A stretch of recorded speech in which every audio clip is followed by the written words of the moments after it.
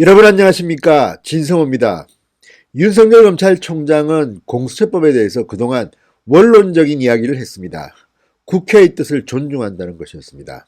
그런데 막상 뚜껑을 열어보니 공수처법안이 그전에 이야기하던 것보다 더 나빠졌습니다. 윤소나 정의다 의원의 최종안을 확정했는데 아주 독소조항을 슬쩍 밀어넣었습니다. 자, 공직자, 고위공직자에 대한 이 인지를 한 뒤에 공수처에다가 보고를 해야 된다. 뭐 이런 독소조항을 넣은 것이 드러났기 때문입니다. 지금 국회 난리가 났습니다. 그런데 이와 별도로 윤석열 검찰 드디어 반기를 들고 나왔습니다. 독소조항이다. 이렇게 지적하고 나왔습니다. 자, 이제 검찰조차도 이 공수처법의 악법이라는 데 대해서는 이견을 보이지 않는 것 같습니다. 자, 새로운 국면에 접어들었습니다. 민주당과 군소야당들이 힘으로 밀어붙일 수는 있겠지만 지금 법조계에서도 이런 악법이 없다고 일제히 비판하고 나섰습니다. 자, 공수처법안 어떻게 될까요? 진성호의 융단 폭격 시작합니다. 공수처법안을 융단 폭격합니다. 방송에 앞서 아직 진성호 방송의 구독자가 아니신 분들은 붉은색 구독 버튼 꾹 눌러주시기 바랍니다. 자, 그동안 공수처법안에 대해서 구체적인 논평을 하지 않았던 검찰이 어제 오후 기자들에게 이례적으로 크게 반발했습니다. 이 법안에 대해서 본격적으로 반기를 든 것입니다. 자, 대검찰청이 어제 이런 입장을 밝혔습니다. 4+1 협의체가 최종 합의한 공수처 수정안 중대한 독소조항이다, 이렇게 말했습니다. 자, 대검 관계자가 어제 이례적으로 기자들에게 입을 열었습니다.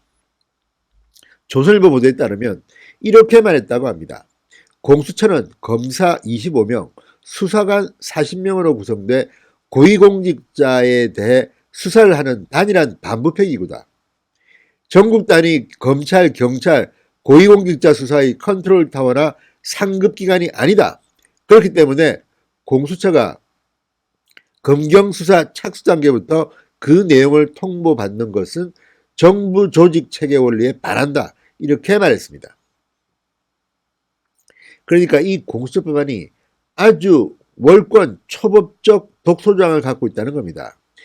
검찰이나 경찰이 수사 착수 단계부터 그 내용을 통보받는다? 공수처가 무슨 상임위원도 아니지 않습니까? 자, 이런 데 대해서 강한 불만을 토로했습니다. 24일 한국당을 빼고 4+1 협의체에는 기존 공수처법안에 윤소나 정의당 의원의 수정안을 최종안으로 합의했습니다. 그러면서 24조 2항에 이런 문구를 넣었습니다. 검찰과 경찰 등 다른 수사기관이 대통령과 대통령 비서실, 판검사 등 고위공직자의 범죄 혐의를 인지한 경우, 알게 된 경우 그 사실을 즉각 공수처에 통보해야 한다. 이런 조항을 슬쩍 끼워 넣은 겁니다.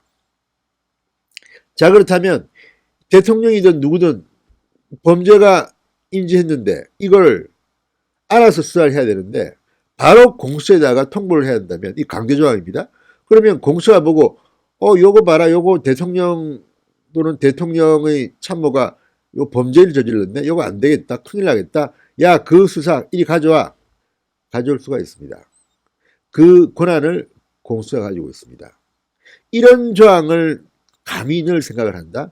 정말 이 사람들은 대한민국 국민들을 아주 우습게 알고 있습니다. 이렇게 되면 자기들 국회의원들 이제 뭐 죄를 지어도 자, 이 국회의원을 A 국회의원을 수사한다고 경찰이나 검찰이 하면 무조건 수사 단계 다 통보해야 됩니다. 공수처가 그 말 듣고 뭐야? A 국회의원? 이 사람 우리 말 잘 듣고 이 문재인 정부에 충성하는 사람인데 어떻게 감히 수사를 하지? 자, 이거 우리가 할게. 당신들은 손 떼.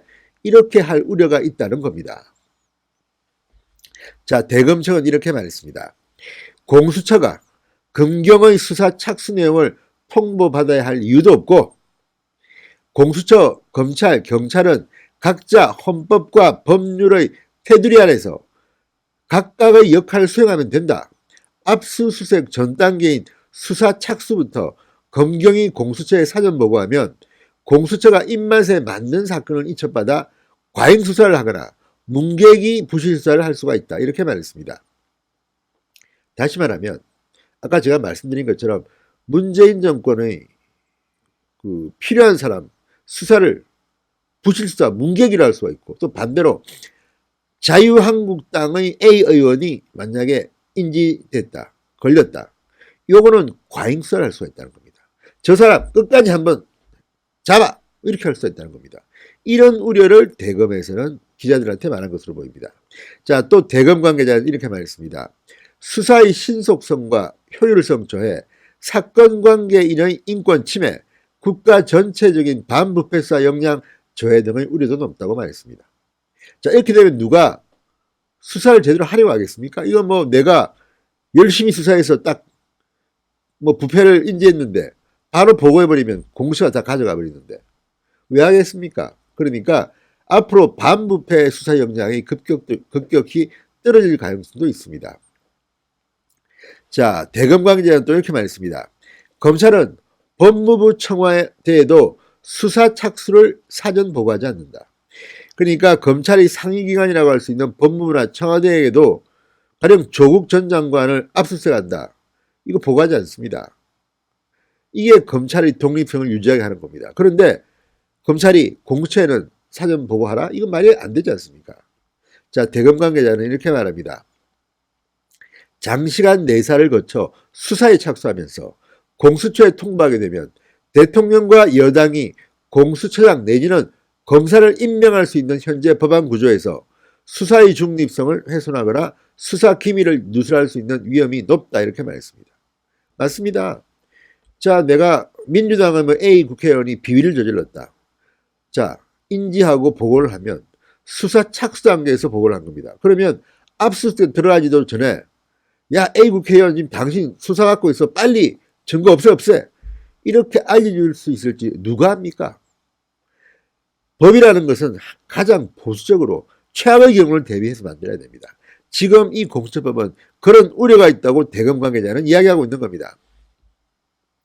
특히 대검 관계자는 기존 패스트트랙 안의 중대한 내용을 변경하는 수정안으로 수정의 한계를 넘어설 뿐만 아니라 위 조항은 사법개혁특별위원회와 법제사법위원회에서 공식적으로 논의조차 되지도 않았던 사항이 이번에 4+1 협의 과정에서 갑자기 포함됐다. 이러한 과정은 중대성을 고려할 때 통상의 법안 개정 절차와 비교해 보더라도 절차상 심각한 문제가 있다 이렇게 말했습니다. 바로 이겁니다. 이 조항은 정말 어마어마한 독소조항인데도 사법개혁특별위원회, 법사위원회에서 제대로 논의조차 되지 않은 것을 중간에 슬쩍 끼워넣은 겁니다. 이런 식의 독소조항을 집어넣는 것은 이 절차상으로도 심각한 문제가 있는 겁니다. 자, 공수처법안 안 그래도 악법이라고 했는데 이제는 이런 독소조항까지 설명없이 끼워넣어서 통과시키려고 있습니다. 그동안 공수처법안에 대해서는 비교적 침묵을 했던 윤석열 검찰이 갑자기 반격에 나섰습니다. 그 이유는 여러분들이 방금 설명 들으신 것과 같습니다. 정말 문재인 정권 독재를 이렇게 하려고 하는 겁니까? 묻고 싶습니다. 윤석열 검찰이 이 문제를 어떻게 해결하도록 노력할지 지켜보겠습니다. 진성호의 융단 폭격이었습니다. 여러분 감사합니다.